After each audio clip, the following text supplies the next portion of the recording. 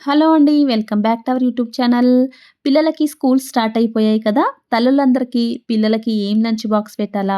ఏం పెడితే పిల్లలు ఇష్టంగా తింటారా? అనే ఆలోచన ఉంటుంది. అందుకే నేను ఈరోజు ఒక lunch box recipe చూయిస్తున్నాను.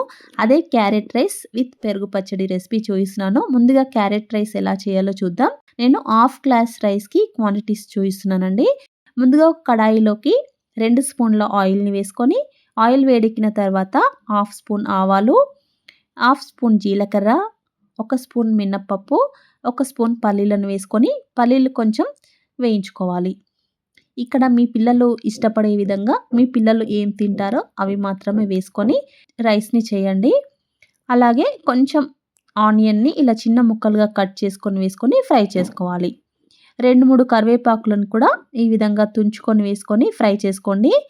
Half glass రైస్‌కి నేను 2 క్యారెట్స్‌ని ఇలా తురుముకొని తీసుకుంటున్నాను. క్యారెట్‌ని చిన్న ముక్కలుగా కట్ చేసుకొని వేసుకుంటే పిల్లలు ఇష్టంగా తినరు. ఇలా తురుముకొని వేసుకోండి. చాలా బావుంటుంది. పిల్లలు కూడా ఇష్టంగా తింటారు. క్యారెట్‌ని కొంచెం ఫ్రై చేసుకోవాలి. అలాగే ఒక హాఫ్ స్పూన్ వరకి నెయ్యిని కూడా వేసుకోండి, బావుంటుంది. వేసుకొని ఒకసారి క్యారెట్‌ని కొంచెం ఫ్రై చేసుకోవాలి. క్యారెట్ ఫ్రై అవ్వగానే కొంచెం పసుపును వేసుకోండి. చిటికెడు పసుపును వేసుకోండి.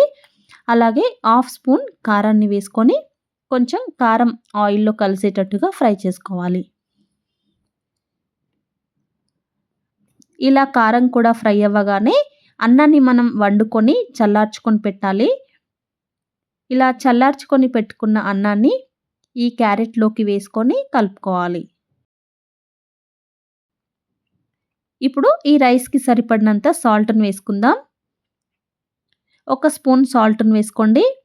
అలాగే కొంచెం కొత్తిమీరను కూడా వేసుకుంటే బావుంటుంది. ఇలా కొద్దిగా కొత్తిమీరను కూడా వేసుకొని ఇప్పుడు హై ఫ్లేమ్‌లో పెట్టి చల్లారిన అన్నం మొత్తం మళ్ళీ వేడైపోవాలి.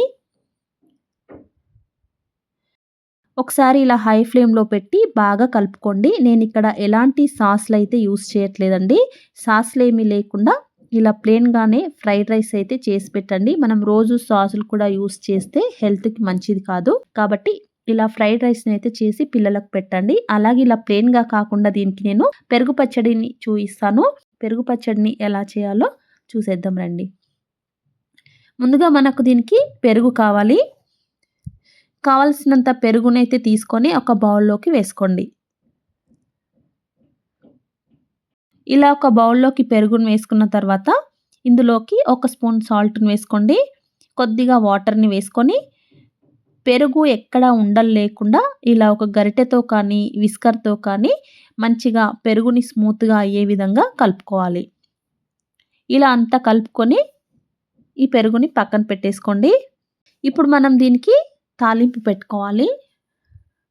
తాలింపు కోసం ఒక ప్యాన్‌ని పెట్టుకొని 2 స్పూన్ల ఆయిల్‌ని వేసుకోండి. ఆయిల్ వేడెక్కిన తర్వాత హాఫ్ స్పూన్ ఆవాలు, హాఫ్ స్పూన్ జీలకర్ర, హాఫ్ స్పూన్ మినపప్పు, 2, 3 ఎండుమిరపకాయల్ని ఇలా తుంచుకొని వేసుకోండి. అలాగే కరివేపాకును కూడా వేసుకోండి.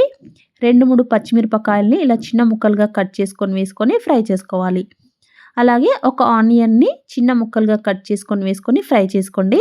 ఇక్కడ మనకు ఆనియన్ మరీ ఎక్కువగా ఫ్రై అవ్వాల్సిన అవసరం లేదు. కొంచెం ఫ్రై అవుతే సరిపోతుంది. అలాగే హాఫ్ స్పూన్ పసుపు కూడా వేసుకొని ఒకసారి అంతా బాగా కలుపుకొని స్టవ్ ఆఫ్ చేయండి. ఇప్పుడు ఈ తాలింపుని మొత్తం మనం ముందుగా కలిపి పెట్టుకున్న పెరుగులోకి వేసుకోవాలి. ఇలా ఈ తాలింపుని మొత్తం ఇలా పెరుగులోకైతే వేసుకోండి. ఇప్పుడు ఇక్కడ నేను కొంచెం కారాన్ని కూడా వేసుకుంటున్నాను. కొంచెం కలర్ కోసం కొద్దిగా చిటికెడు కారాన్ని వేసుకుంటున్నాను. మీరు కావాలంటే ఈ కారాన్ని తాలింపులోనే కూడా వేసుకోవచ్చు. ఇలా అంతా కలిసే విధంగా బాగా కలుపుకోండి. ఇప్పుడు కొంచెం కొత్తిమీరను కూడా వేసుకోండి.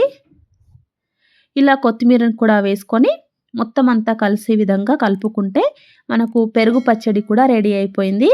ఇలా పిల్లలకి రైస్‌లోకి ఇలా పెరుగు పచ్చడిని కానీ, మజ్జిగ పులుసుని కానీ చేసి పెట్టండి. చాలా ఇష్టంగా తింటారు. చూసారు కదా! క్యారెట్ రైస్ విత్ పెరుగు పచ్చడి రెడీ అయిపోయింది. వీడియో నచ్చిందా? నచ్చితే తప్పకుండా లైక్ చేయండి, షేర్ చేయండి.